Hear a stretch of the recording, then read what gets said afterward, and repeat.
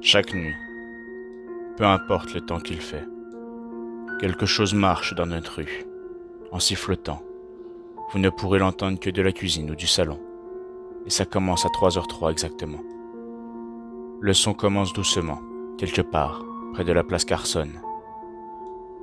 Nous habitons au milieu de la rue. Donc le sifflement passe devant chez nous, avant de s'estomper en direction du cul-de-sac.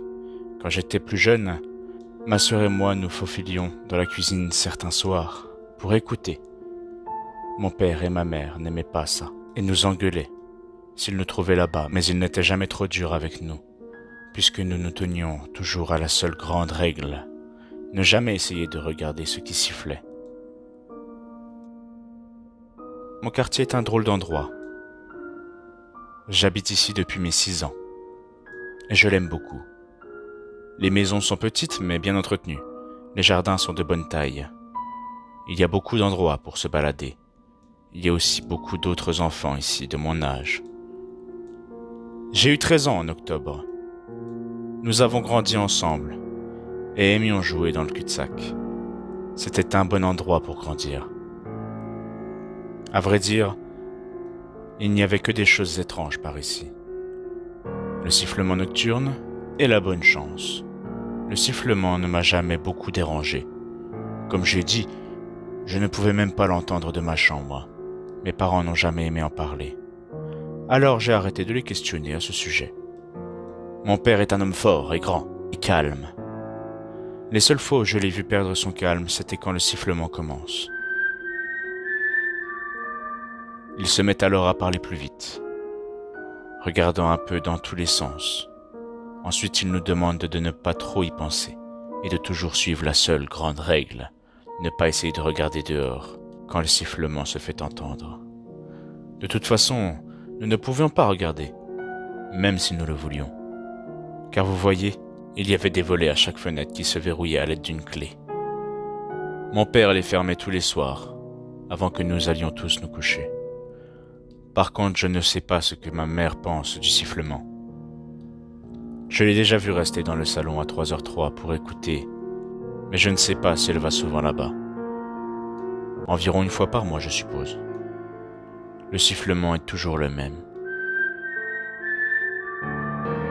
Chaque soir, il est d'un air enjoué. Vous vous rappelez quand j'ai dit qu'il y avait 2 choses étranges à propos de mon quartier? Eh bien, à part notre siffleur de nuit, tout le monde dans mon quartier a vraiment beaucoup de chance. C'est difficile à expliquer. Papa n'aime pas non plus qu'on en parle. Mais il semblerait que des bonnes choses arrivent souvent aux gens par ici. Habituellement, ce sont des petites choses comme gagner un concours à la radio, obtenir une promotion inattendue au travail, ou trouver des choses et des objets utiles, en bon état. Vous savez, ces choses-là arrivent partout. Mais ici un peu plus qu'ailleurs. Le temps est doux, il n'y a aucun crime ici, et les jardins sont tous florissants. J'ai entendu ma mère dire à propos de cet endroit que c'était une source de bénédiction. Mais la principale raison qui nous a amenés à vivre ici est ma sœur. Elle a une maladie au poumon. Nous ne pouvions pas la ramener à la maison quand elle est née. Nous ne pouvions seulement lui rendre visite à l'hôpital.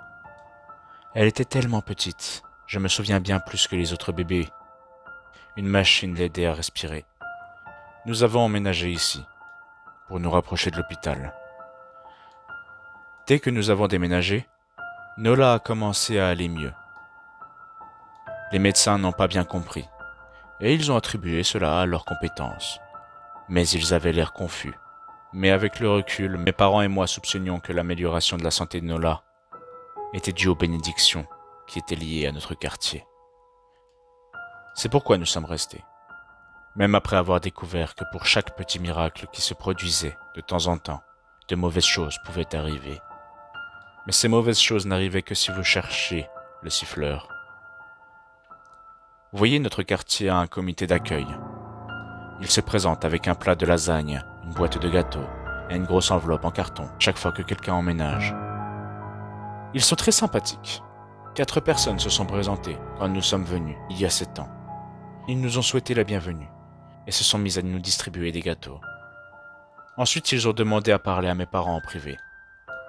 Alors on m'a demandé de monter dans ma chambre. Mais j'ai quand même réussi à entendre le plus gros de leur conversation. Le comité d'accueil a dit à mes parents à quel point le quartier était agréable, vraiment exceptionnel, et que c'était difficile à expliquer. Et puis ils ont raconté à mes parents le sifflement inexplicable qui se produisait toutes les nuits, de 3h03 à 3h05. Nos nouveaux voisins ont prévenu mes parents que le sifflement était subtil, qu'il ne nous empêcherait pas de dormir et ne nous ferait jamais de mal tant que nous ne cherchions pas le siffleur.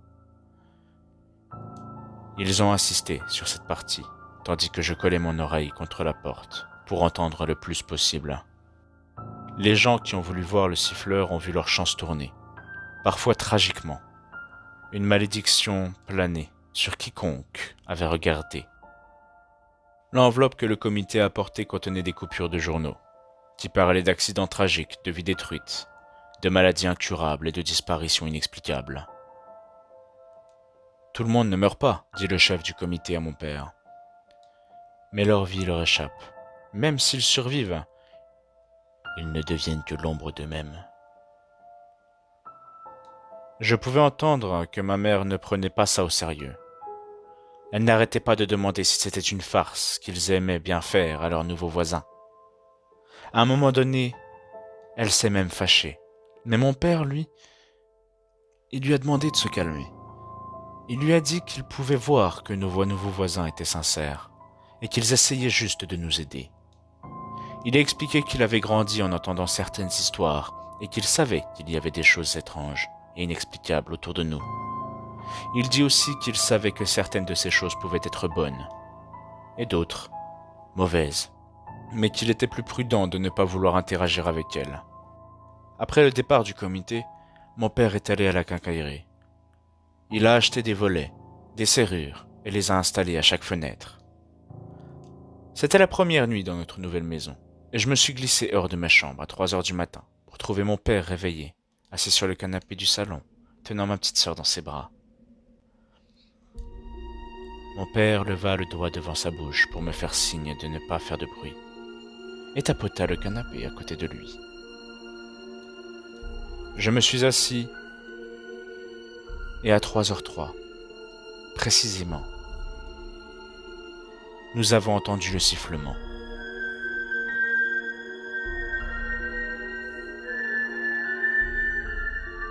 C'est venu et c'est parti, comme les voisins nous l'ont dit. Le sifflement revenait chaque nuit. Nous ne regardions jamais et profitions de nos millions de petites bénédictions chaque jour. Nola respire par elle-même et elle est devenue une fille forte et intelligente. Mon père a même rejoint le comité d'accueil. Nous n'avons pas souvent de nouveaux voisins, car qui voudrait partir? Mais quand une nouvelle famille emménage, mon père et le comité passent toujours les prévenir du siffleur. Je pouvais toujours voir sur le visage de mon père si la nouvelle famille prit le comité au sérieux ou pas. Il n'y a pas si longtemps, une famille a emménagé juste à côté de nous. L'ancienne propriétaire, Madame Madi, est décédée à l'âge de 105 ans. Elle avait vécu une belle et longue vie. Nos nouveaux voisins semblaient s'intégrer parfaitement. Ils ont cru au comité d'accueil, ont suivi les conseils de mon père au sujet des volets verrouillables. Ils avaient eux aussi un jeune enfant. Quelles que soient les coupures de journaux dans cette enveloppe en carton, quelles que soient les preuves, mon père ne nous a jamais laissé regarder. Mais j'imagine que ça devait être sacrément convaincant, puisque nos voisins avaient installé des volets le lendemain. Une nuit, alors que nos voisins ont dû quitter la ville, ils nous ont confié leur fils, Holden. Il avait 12 ans. Je ne le connaissais pas bien avant cette nuit-là. Mais dès que ses parents l'ont déposé, après le dîner, j'ai compris que nous allions passer un mauvais moment. « Savez-vous qui vient dehors siffler tous les soirs ?» demanda Holden au moment où les adultes quittèrent la pièce. Nous étions tous les trois assis dans le salon, un film Disney passant à la télévision. Ma sœur et moi avons échangé un regard. « On ne parle pas de ça, » dis-je. « Je pense que c'est ce cinglé qui vit dans la grande maison jaune dans le coin du Holden. » Pas possible. Il est vraiment gentil. Holden haussa les épaules. C'est peut-être un tueur en série. Alors on ne parle pas de ça, répétai-je. Allons dans ma chambre. Jouons à la Nintendo. Nous avons passé les heures suivantes à jouer à des jeux, à manger des pop-corn et à regarder des films. Une soirée pyjama typique, mais je pouvais voir qu'Holden devenait nerveux. Après que mes parents nous aient souhaité une bonne nuit, Holden s'est levé et s'est dirigé vers l'endroit où Nola et moi étions assis. « Avez-vous déjà essayé de regarder ?» demanda-t-il. « Il est presque l'heure. » Quand j'ai regardé l'heure, j'ai été choqué de voir qu'il avait raison. Il était presque 3 heures du matin. J'ai soupiré. Je ne peux même pas essayer de regarder. Mon père verrouille les stores tous les soirs avant de cacher la clé. Notre père aussi ? Dit Nola. Non, a répondu Holden. Non, il ne le fait pas. Tu l'as bien vu faire, ai-je dit gêné par son comportement. Holden dit. Ton père ferme les stores, oui. Mais il ne cache pas la clé. Il l'a sur son porte-clés. Et alors ? Demandai-je, inquiet de deviner la suite de ses propos. Parce que j'avais remarqué que mon père ne prenait plus la peine de cacher la clé après toutes ces années. Il savait que nous prenions tout cela au sérieux. Donc après que ton père ait fermé les volets, mais avant qu'il ne se couche, je suis allé aux toilettes. Et en chemin, j'ai jeté un coup d'œil dans la chambre de tes parents et j'ai aperçu le porte-clés de ton père sur la table de chevet. Et supposons que j'ai emprunté la clé des volets. Je l'ai alors regardé fixement, mais son sourire ne fit que s'élargir. « Tu mens !» dis-je à Holden. Il haussa les épaules. « Tu peux aller vérifier si tu veux. Tu as qu'à ouvrir simplement la porte de la chambre de tes parents pour voir si je mens ou pas. Restez ici, dis-je à tous les deux. Ne bougez pas de là. » Je me suis précipité vers la chambre de mes parents, mais j'ai hésité à ouvrir la porte. Et si Holden disait vrai, mon père serait en colère, bien plus qu'en colère. J'avais peur, rien que d'y penser. Mais j'avais bien plus peur d'une fenêtre ouverte avec le siffleur à l'extérieur. J'ai ouvert la porte d'à peine à 1 pouce pour regarder à l'intérieur, mais il faisait trop sombre pour voir. En prenant une profonde inspiration, j'entrai dans la pièce. Au bout de 2 pas dans le noir, je me suis figé.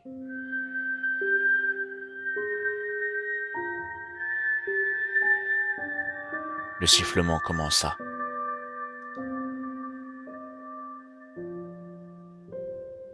Nous pouvions l'entendre clairement depuis la chambre de mes parents. Je me tenais là, écoutant le sifflement se rapprocher, ne sachant pas si je devais vérifier le porte-clés ou réveiller mon père. Des petits bruits provenant du salon m'ont ramené à la réalité. Je partis le plus vite possible en direction du salon. Holden et Nola se tenaient près de la porte d'entrée, à côté d'une fenêtre. Holden n'avait pas menti. Je pouvais le voir trifouiller l'un des stores. Et j'entendis un clic. Il avait la clé. Holden laissa échapper un rire nerveux. Nola se tenait à côté de lui effrayée. Le sifflement était juste devant notre maison maintenant. Mon cœur s'est emballé. Je ne suis pas rapide, mais je me suis précipité vers Nola en un instant. Mes yeux restèrent braqués sur elle quand j'entendis Holden remonter le store. J'avais réussi à attraper Nola dans mes bras et je nous ai tournés pour que nous soyons dos à la fenêtre. Au moment où je fermais les yeux, j'entendis Holden remonter le store brusquement. Le sifflement cessa. Je sentis Nola trembler dans mes bras. « Ne regarde pas, d'accord ? Ne te retourne pas, lui ai-je dit. Puis je tendis la main pour essayer de toucher Holden. Ma main effleura son bras. Il tremblait encore plus que Nola. « Holden ?» ai-je demandé. Ce fut le silence. Je me suis mis à chercher la fenêtre. À tâtons, les yeux toujours clos, je sentis le verre froid sous mes doigts, plus froid qu'il n'aurait dû l'être pendant cette période de l'année. J'ai bougé ma main dans tous les sens, cherchant la corde du store, mais ma main retoucha le verre, et j'ai senti qu'il était devenu plus chaud, et un léger bourdonnement crépitait dans mes doigts. Je n'ai pas pensé à ce qu'il pouvait se trouver de l'autre côté. Enfin, j'ai réussi à attraper la corde, et j'ai tiré pour faire descendre le store. Puis j'ai ouvert les yeux. Dans la faible lumière qui s'échappait de la cuisine, je pouvais distinguer Holden, pâle, fixant la fenêtre maintenant fermée. Holden, il s'est tourné vers moi, puis s'est mis à hurler tout seul. Tout est allé très vite. Des lumières s'allumèrent dans le hall, puis dans le salon. Les pas de mes parents résonnèrent sur le parquet. Je ne les ai pas regardés. Mes yeux étaient toujours rivés sur Holden. Il était livide. Il s'était mordu si fort qu'une ligne rouge de sang coulait de son menton. « Qu'est-ce qui s'est passé ?» demanda mon père derrière moi. Je me suis tourné vers lui. Je n'avais jamais vu mon père autant effrayé avant cette nuit-là. Mais à ce moment-là, un sentiment de terreur traversait son visage, complètement décousu. La terreur d'un parent. « Juste Holden ?» me demanda-t-il. J'ai hoché la tête. Mon père poussa un soupir. Il avait l'air soulagé. Il s'est ensuite tourné vers Holden, et le visage de mon père changeant, vu quelqu'un frapper à la porte. Personne ne bougea. Holden poussa un gémissement. « Ne réponds pas, » dit ma mère. Elle se tenait sur le seuil, une batte de baseball à la main. Puis j'ai remarqué que mon père en avait une aussi, qu'il avait posée sur la table du salon. Le coup retentit à nouveau, un peu plus fort cette fois-ci. « S'il vous plaît, n'ouvrez pas la porte, » murmura Holden. Mon père s'approcha de lui pour le serrer dans ses bras. « Nous ne le ferons pas, » promit mon père. « Rien ne rentrera ici ce soir. » Holden s'est mis à crier. Et Nola est venue se blottir contre moi. Ma mère va à nos côtés pour nous prendre dans ses bras, et mon père saisit la batte de baseball. « Appelle la police » dit ma mère à mon père. Les coups cessent et une voix se fit entendre de l'autre côté de la porte. « Police !» Puis après un petit instant, la voix n'arrêtait pas de répéter « Police !» et les coups revinrent plus fort qu'avant. La porte se mit à trembler, puis ça s'est de nouveau arrêté, et les coups revinrent. Sauf que cette fois, ça venait de la porte derrière nous. Nous sommes tournés en direction d'où provenaient les coups, mais c'était reparti à la porte d'entrée, puis ça s'est mis à alterner, en avant, en arrière, parfois fort, parfois un peu moins. Ensuite, les coups se sont fait entendre dans les deux portes en même temps. Puis ce fut le tour des fenêtres, des murs. Nous avions l'impression de vivre à l'intérieur d'un tambour. « Stop !» crie Holden. Les coups s'interrompirent. « Je ne le dirai pas !» dit Holden en fixant la porte. « Je promets de ne raconter à personne ce que j'ai vu. Mais s'il vous plaît, allez-vous-en. » Il se passe 1 minute depuis. Nous avons entendu un léger coup venant de la fenêtre, qu'Holden avait regardé un peu plus tôt. Holden se mit à pleurer, sanglotant comme un condamné que l'on conduisait vers la potence. Mon père l'a tenu dans ses bras, lui caressa les cheveux, le tapotant. Le tapotement à la fenêtre durera toute la nuit finalement. Ma mère nous conduisit dans ma chambre, pendant que mon père restait en bas pour monter la garde.